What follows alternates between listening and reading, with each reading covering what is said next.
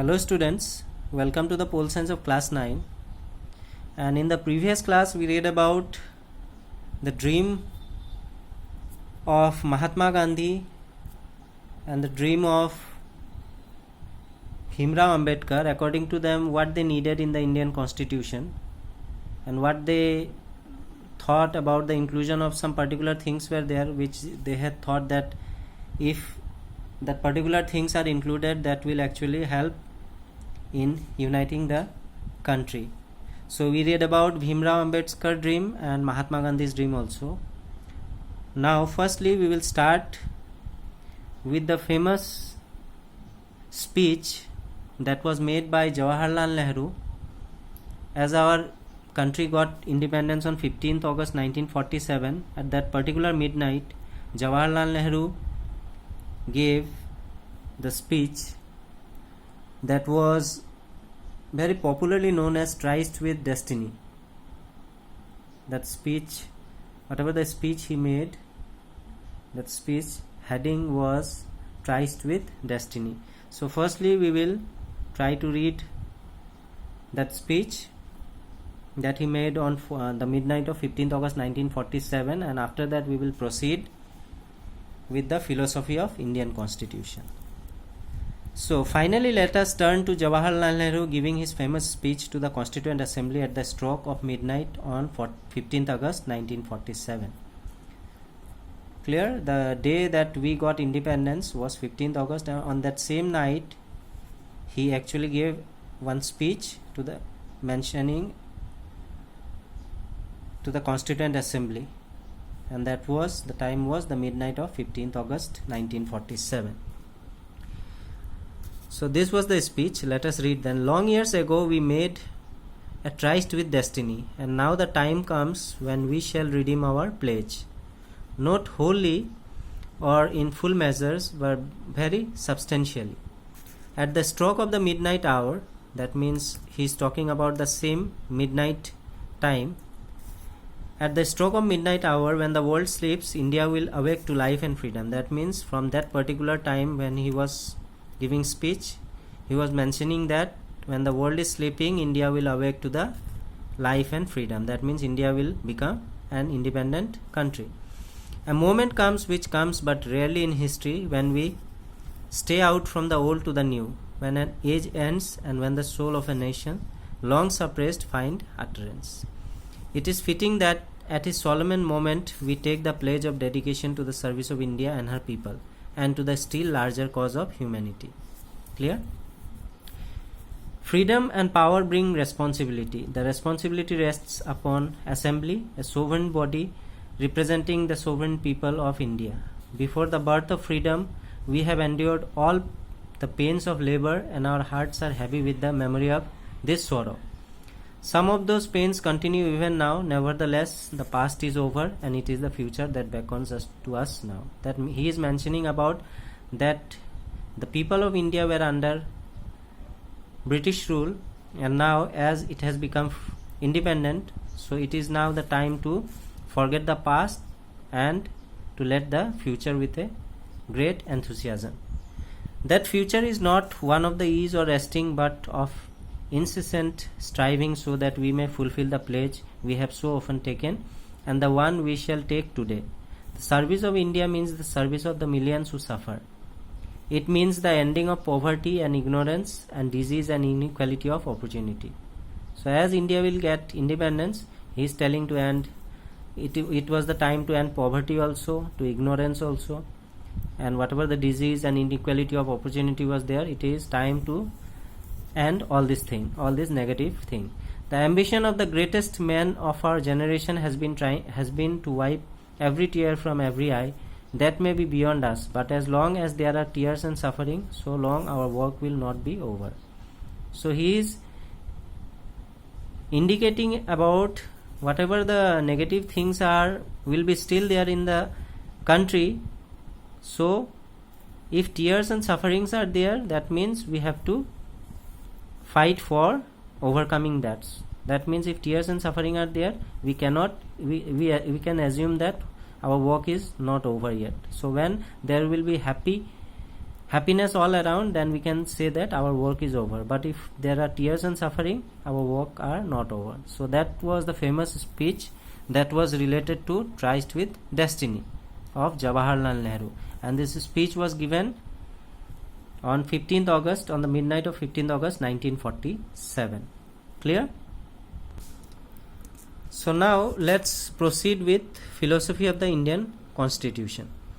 Values that inspired and guided the freedom struggle and were in turn nurtured by it form the foundation of India's democracy. So that means whatever the philosophy of the Indian Constitution are there, that are values that inspired or guided the freedom struggle. Whatever the values that were there, that actually guided the freedom struggle and were in turn nurtured by it.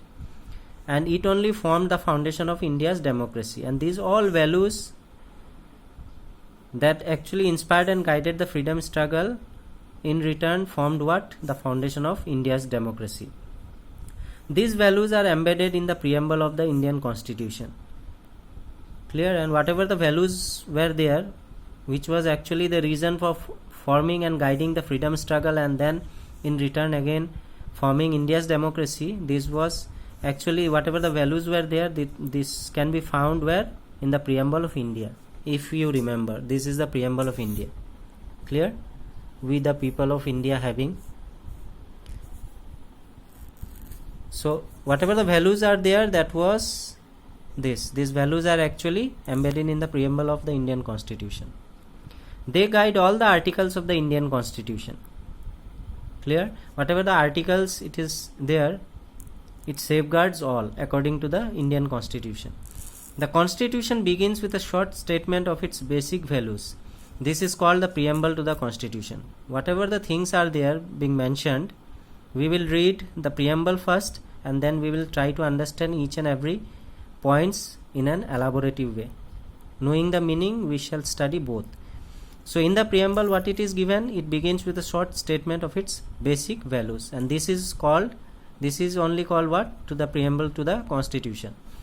Taking inspiration from American model, most countries in the contemporary world have chosen to begin their constitution with a preamble. And whatever the preamble of India is there, it is actually what? It is an inspiration, or you can say that India has taken inspiration from the American model.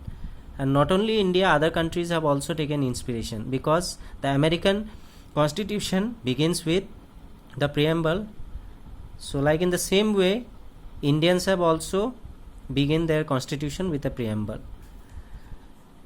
So let us see what is actually the American model, or you can say the American preamble, through which all the countries in the other countries in the world are really inspired, and they have included preamble. So let us see the preamble of United States first.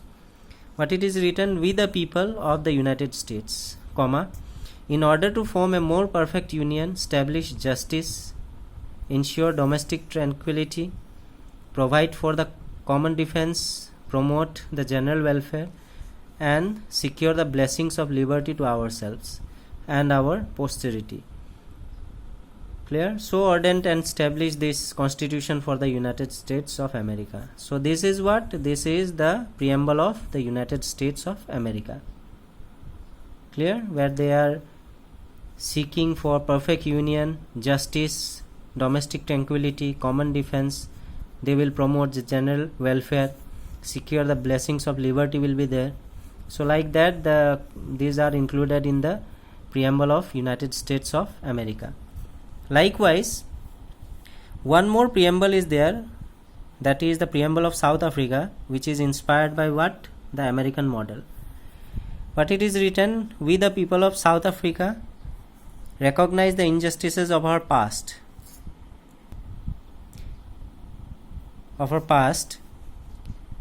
honor those who suffered for justice and freedom in our land, respect those who have worked to build and develop our country, and believe that South Africa belongs to all who live in it, united in our diversity. So they are also promising the same thing.